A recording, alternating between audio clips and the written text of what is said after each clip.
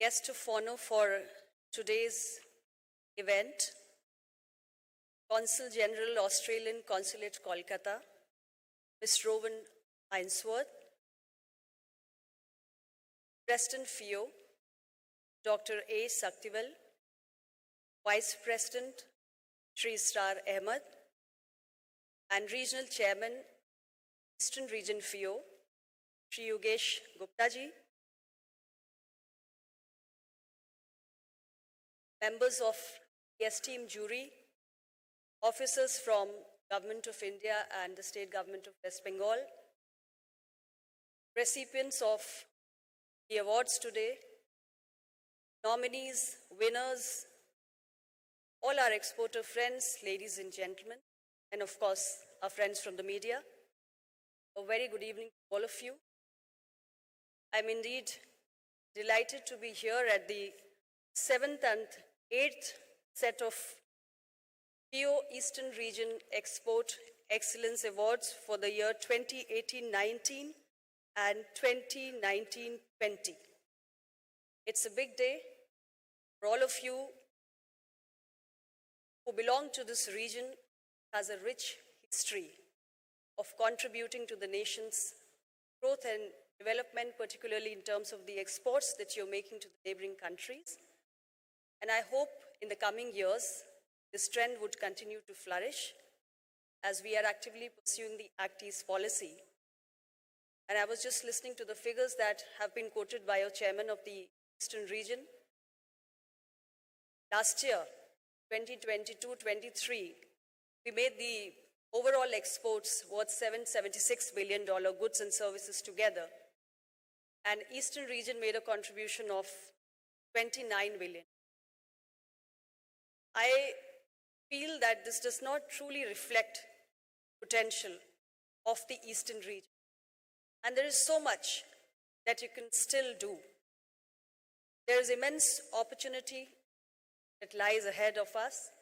You have to start making use of it more and more. A few minutes back, you heard the Consul General. She was talking about the recently concluded India-Australia ECTA. And of course, with ECTA, we try to give a new dimension to our relationship with Australia. We've always shared a very strong friendship, and we try to give more strength to our trade and economic cooperation, and which is why ECTA came into existence. So ECTA is also an opportunity for you. Chairman has informed me that you have started exploring that opportunity, but I guess it's just a beginning. There is so much that could be done. My dear friends, I stand here with a sense of pride because today we are going through an era where India is emerging as a global power, not just as a 5th largest economy after surpassing UK, but also striving to be 3rd largest by the year 2030. And your effort will count a lot. Exports, we all understand, are the key drivers of economy and a nation's growth. And when we set this very ambitious target of becoming the 3rd largest economy in the world by 2030, your contribution means a lot to us. So on this memorable day, I would urge each one of you to always keep this ambition in mind and start gearing up in whatever you're doing. Of course, you're performing very well, and we are proud of you. I would like to extend my congratulations to Mahesh Kayalji also from Mortex India, who has been conferred 5-star export house status. So he is one of the examples in front of us. And of course, all of you, how brilliantly you have been performing your tasks, your determination, your passion. Everything is being reflected today. But I want this number to increase. I again repeat, $29 billion does not truly reflect the potential of the eastern region. And please remember, India resolves to become a developed nation by the year 2047, when we complete 100 years of our independence. So we have to move very fast. And today India is being led by a visionary Prime Minister who believes in scale and speed. So we have to continue intensifying our efforts if we really want to realize the dream of a developed India. And you have a big contribution to make. We have these next 25 years, this is Amrit Kal, and next 25 years are very crucial. I saw many young faces here while I was awarding the exporters who have performed very well, and I was very glad. I was just thinking that this is the generation which is going to be a major contributor in these next 25 years when we think that India will be transforming into a developed nation. So good 25 years of this younger generation will go in contributing towards that big dream that Prime Minister of India, Narendra Modi ji, has thought about our country. Ladies and gentlemen, we've just all been witness to the success of India's G20 presidency.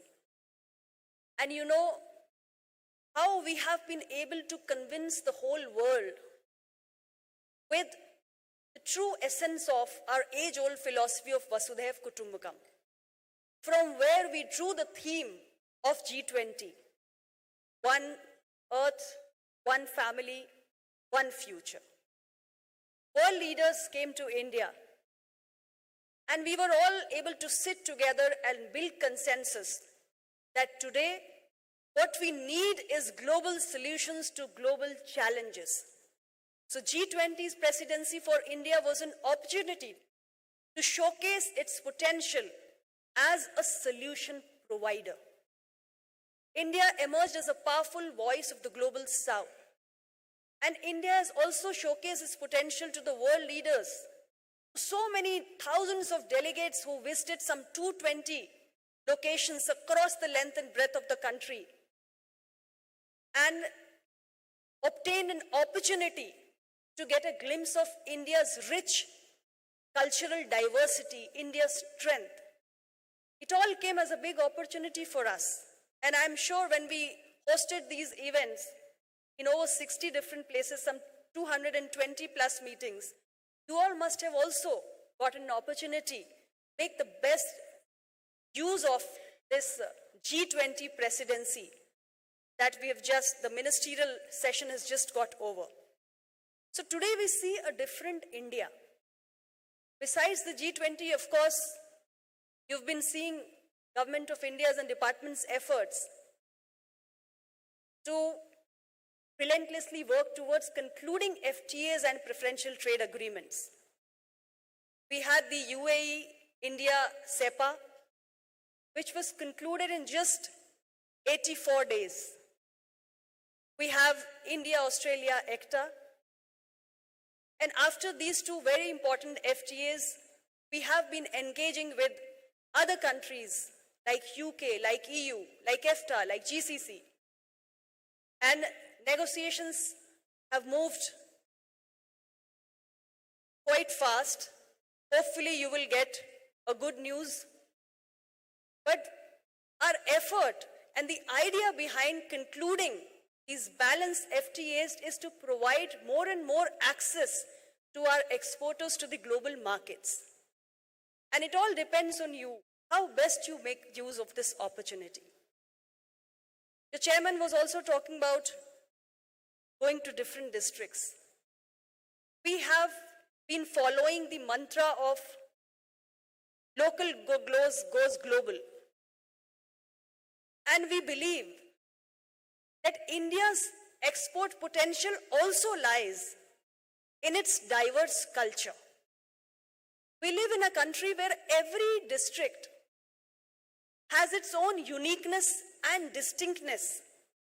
insofar as the locally and traditionally made products are concerned.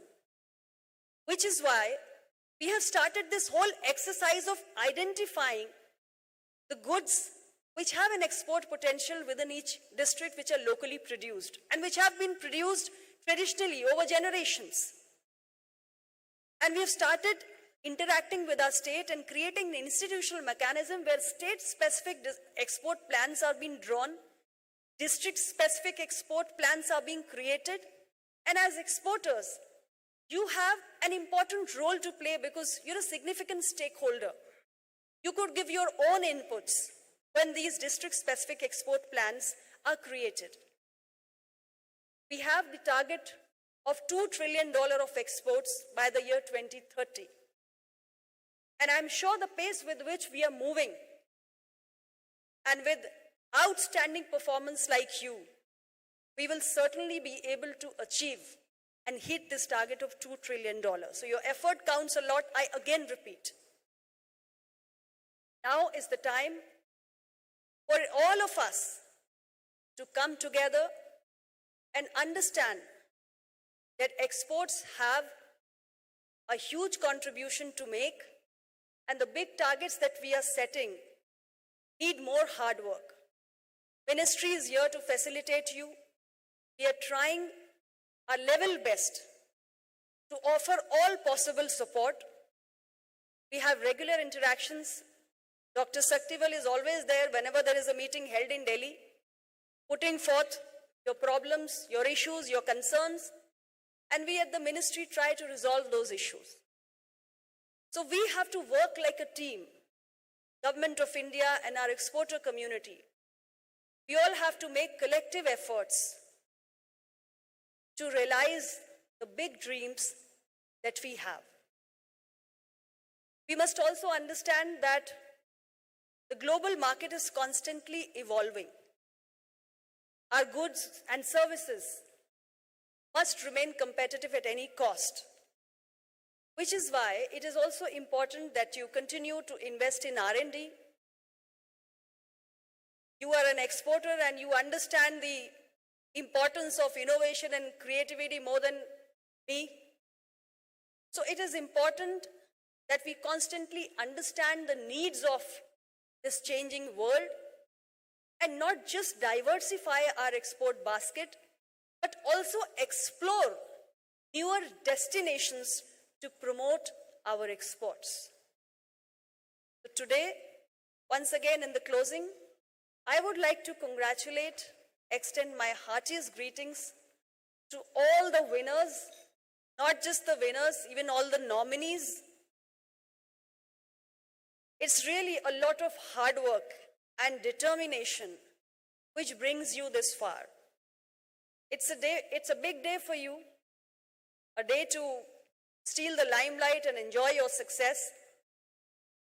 Continue to serve as role models and inspire others. But an award is not just a recognition. An award is not just a moment to celebrate. This recognition, this award also brings added responsibility, more expectations. And when we bring you here and we give you this award and we smile and we get a nice picture clicked, we are actually putting that additional burden on you that we want you to perform more. So I'm sure all of you will continue to improve the performance of the Eastern region, and your overall contribution to our overall export figures will increase with time. So next year, when the data is released, Eastern region would be much ahead of the figures that we've seen in the last year. With this, I congratulate you all once again. Thank you very much for having me, and thank you all. This is a great day, although I had to bear the traffic for 2 hours, which was not a very delightful experience. But after seeing you all, it's all gone. Now we have to get back to work. Thank you very much.